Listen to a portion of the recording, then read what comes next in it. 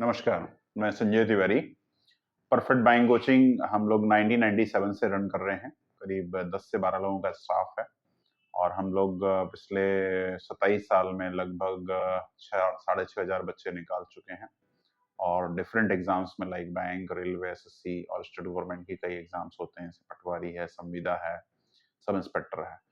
तो लगभग एक रफ आइडिया लिया जाए तो 50,000 से 1 लाख, बल्कि कभी कभी 1.5 और 2 लाख तक वैकेंसी सालाना इन तीनों चारों सेक्टर में निकलती हैं। अभी एक ब्रेकिंग न्यूज है, 31 मार्च 2025 तक स्टेट बैंक अकेला ही 10,000 वैकेंसीज फिल करेगा और उसका कारण है काफी बड़े लेवल पे इन लोग के पास काम है और रिटायरमेंट के बाद काफी नेचुरल जो वैकेंसीज क्रिएट हुई हैं वो, और नई ब्रांचेस खुलने से जो नई वैकेंसीज क्रिएट होती हैं उस कारण से, दोनों कारण से काफी वैकेंसीज फिल हुई हैं, फिल होना है। तो एक तो स्टेट बैंक में अकेले जैसे 2,32,000 के आसपास 31 मार्च 2024 तक अभी इनके पास स्टाफ है। 2,32,000 स्टाफ है ऑलरेडी, उसके अलावा 10,000 की रिक्रूटमेंट करनी है। तो परफेक्ट बाइंग कोचिंग मेनली जो फोकस करती है वो कॉम्पिटेटिव एग्जाम्स के लिए अनएम्प्लॉयड यूथ को जल्दी से जल्दी जॉब दिलाने के लिए। उसके लिए हम सभी बच्चों को एक ही बात बोलते हैं कि आप एक प्रण करके यहाँ कोचिंग ज्वाइन करें कि आपको सिलेक्ट होकर के ही कोचिंग छोड़ना है। अब कई बच्चों के प्रश्न रहते हैं कि सर हमारा सिलेक्शन कितने समय में हो जाएगा, इसमें मैथ्स कठिन तो नहीं आती, इसमें इंग्लिश दिक्कत तो नहीं देती। तो कई बच्चे इन प्रश्नों के उत्तर ही नहीं जान पाते और कोचिंग ही ज्वाइन नहीं करते या घबरा जाते हैं और सरेंडर कर देते हैं। तो इन 3 डाउट जो बहुत पॉपुलर हैं, डाउट इस सेक्टर में तैयारी करने से पहले बच्चों के मन में जो आते हैं, उनको मैं थोड़ा क्लियर करना चाहता हूँ। पहली बात मैं करूँ कि मैथ्स मुश्किल आती है, तो पहली बात तो इसे मैथ्स नहीं बोलते, इसे क्वांटिटेटिव एप्टीट्यूड या संख्यात्मक अभिरुचि बोलते हैं। ये जनरली वैदिक मैथ्स की चीजें होती हैं और ये 11th-12th के मैथ्स से भी सरल आती है। तो ये फोबिया बिल्कुल मन से हटा दें कि मैथ्स कठिन आती है। जैसे सिंपल इंटरेस्ट है, प्रॉफिट एंड लॉस है, सिंपल आपका सिंप्लीफिकेशन है, रेशियो प्रोपोर्शन है। इस तरह के टॉपिक्स का पूरा वो रहता है ग्रुप, इनको आपको पढ़ना है और ये कठिन नहीं होते, आप पढ़ोगे तो सरल लगेगा। दूसरी बात, इंग्लिश कठिन आती है, इस मिथ को भी मैं मिटाना चाहता हूँ, क्योंकि इंग्लिश कठिन नहीं आती। इंग्लिश 4 से 6 टॉपिक्स के बेसिक उसमें पूछे जाते हैं, जैसे पैसेज हो गया, फिल इन द ब्लैंक्स हो गया, जंबल टेस्ट या पैराग्राफ मेकिंग हो गया।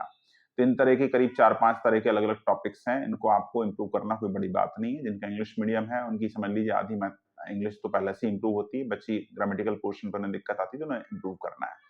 और तीसरी बात जो होती है, कितने समय में सिलेक्शन होता है, इस पे बच्चों को एक कोई फिक्स आंसर तो देना संभव नहीं है किसी के लिए भी।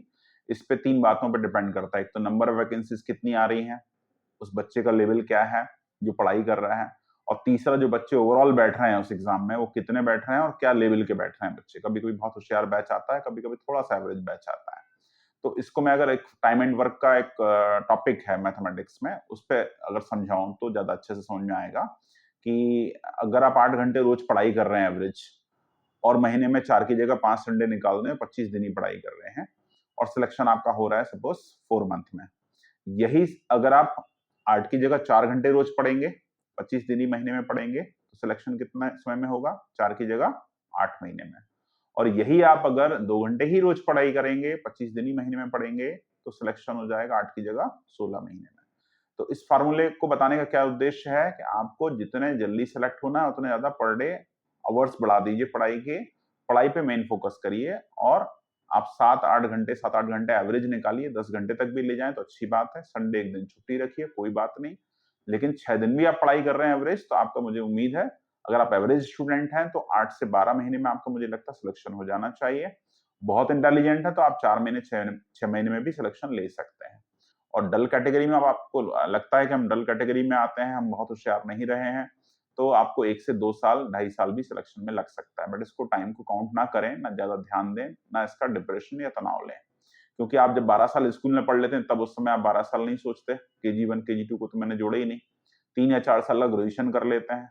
तो आप यहाँ साल 2 साल धैर्य रख के पढ़ाई क्यों नहीं करना चाहते, क्योंकि आपने अभी तक पढ़ाई करके स्कूलिंग पूरी की, कॉलेज पूरा किया, पास होके आप यहाँ आए ना, तो आप ऐसे ही इसको आप तैयारी करेंगे। शुरू-शुरू में आपको सब चीज़ कठिन लगती है, धीरे-धीरे 1 से 2 हफ्ते में आप एडजस्ट हो जाते हैं। तो हिम्मत करिए और ये जल्दी पहचान लीजिए कि आप बिना कॉम्पिटिशन फेस करे कोई गवर्नमेंट जॉब आज के समय में नहीं ले सकते। तो आप जितने जल्दी इसमें इन्वॉल्व होंगे उतना अच्छा है। आजकल पेरेंट्स काफ़ी सचेत हो गए हैं, कोविड के बाद बच्चे 12th करने के बाद ही हमारे पास आने लगे हैं और 3 साल का कोर्स लेते हैं वो। जैसे ही उनके हाथ में ग्रेजुएशन की डिग्री हो, वैसे ही उनके हाथ में गवर्नमेंट जॉब भी हो।